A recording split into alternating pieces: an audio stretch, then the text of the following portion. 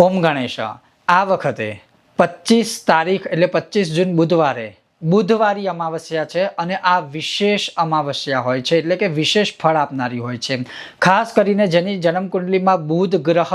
બરાબર ના હોય કે બુધ ગ્રહનો કોઈ દોષ હોય અને બુધ જો આપણો શુદ્ધ ના હોય તો પછી બાળકોને બોલવામાં તકલીફ, વાણીમાં તકલીફ અથવા બુદ્ધિમાં તકલીફ કે જ્ઞાનમાં તકલીફ અને વ્યાપારમાં તકલીફ થતી હોય છે। એ જ રીતે આ બુધવારયુક્ત અમાવસ્યા જે ખાસ કરીને પિતૃઓને પ્રસન્ન કરવા માટેની હોય છે એ જ આ બુધવારી અમાવસ્યા જે બીજા વિશેષ જે વસ્તુઓ છે એનો સત્સંગ આજે આપણે કરવાના છે। જો તમને આ સત્સંગ વિશે વિડીયો પસંદ આવે તો લાઈક કરજો, શેર કરજો અને ચેનલ પર નવા હોય તો સબસ્ક્રાઇબ કરજો। તો ચાલો સત્સંગ આપણે શરૂ કરી દઈએ। હવે આ વખતે જે બુધવારયુક્ત અમાવસ્યા છે એમાં શું કરવું, તો સૌથી પહેલા સવારે તમારું નિત્ય પૂજા પાઠ બધું પૂરું થઈ જાય, પીપળાના ઝાડ નજીક જવાનું, તાંબાના લોટામાં અથવા તો ચાંદીના કળશમાં કે લોટામાં થોડું જળ લેવાનું, એમાં કાળા તલ પધરાવી અને પીપળાના મૂળમાં એ જળ પ્રદક્ષિણા કરતા યથાશક્તિ તમે અર્પણ કરો ને એ સમયે ઓમ નમો ભગવતે વાસુદેવાય, ઓમ પિતૃભ્ય નમઃ આનું ઉચ્ચારણ તમે ચાહો તો કરી શકો છો, નહીં તો તમે આમ જ જળ ચડાવો તો પણ પૂર્ણ ફળ મળશે। બીજા નંબરમાં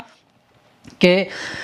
શક્ય હોય તો એ અર્પણ કરી દો એટલે કે પ્રદક્ષિણા કે જળ ચડાવી દો, એના પછી એક દીવો કરવાનો ગાય માતાના ઘીનો કે સરસવના તેલનો, એ દીવો વિશેષ તમારા પિતૃઓ માટે રહેશે। પછી આપણે શિવજીની ઉપર જળ કે દૂધ કે ફળોના રસથી પછી અભિષેક કરવાનો, અભિષેક કરતી સમયે આપણે શિવજીનો જે કંઈ મંત્ર સ્તોત્ર પાઠ આવડે એનું ઉચ્ચારણ કરી લેવાનું। આ બધું થઈ જાય પછી વિશેષ રૂપથી જે અમુક કાર્ય છે જેમ કે પિતૃઓ માટે છે એ આપણે એક દીવો પાણિયારે ઘરમાં કરવાનો, આડી વાટ કે ઊભી વાટ કોઈ પણ ચાલે, ઘીનો કરો કે તેલનો કરો કોઈ પણ ચાલે। વિશેષ મહત્વ શેનું છે કે આપણે આપણા પિતૃઓ માટે આ દીપદાન એટલે કે દીવાનું દાન કરી રહ્યા છે આપણા પિતૃઓને એટલે કે અર્પણ કરી રહ્યા છે એ કરવાનું ને પછી આપણા પિતૃઓને નમસ્કાર કરવાના કે રાજી રહેજો। એના પછી વ્યાપાર વૃદ્ધિ માટે જે રીતે મેં કીધું કે જન્મકુંડલીમાં બુધ જો શુદ્ધ ના હોય તો બુધના મંત્ર જાપ એ દિવસે અવશ્ય બ્રહ્મદેવને બોલાવીને કરવા અથવા તો કરાવવા, અને એની સાથે સાથે પ્રોપર બુધના જાપ ને મંત્ર જાપ કરશો તો દશાંશ યજ્ઞ તર્પણ માર્જન આ બધું હશે તો જે બાળકોને અથવા જે લોકોને ખાસ કરીને નાના બાળકોને બોલવામાં તકલીફ હોય કે ઉંમર મોટા થયા પછી પણ બોલતા નથી જલ્દી, તો એ દિવસે બુધના મંત્ર જાપ આદિ કરાવશો તો રાહત રહેશે અને વ્યાપારમાં પણ વૃદ્ધિ રહેશે જે લોકોને બુધની તકલીફ છે એ લોકોને। એના સિવાય તમે એ દિવસે વિષ્ણુ સહસ્રનો પાઠ કરી શકો છો। એ દિવસે આપણે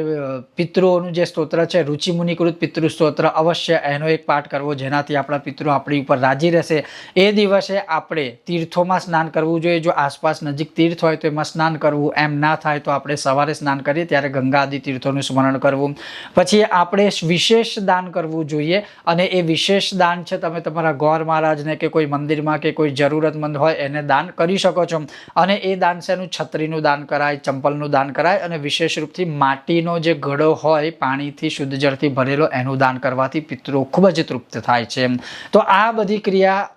આપણે આ 25 જૂન બુધવારે અમાસે કરીએ તો અવશ્ય શિવજીની કૃપા પ્રાપ્ત થાય છે અને જે રીતે મેં તમને જે વસ્તુ કહી એ બધું જ આપણા માટે સફળ થતી હોય છે। ઓમ ગણેશ, હર હર મહાદેવ, ભારત માતાની જય।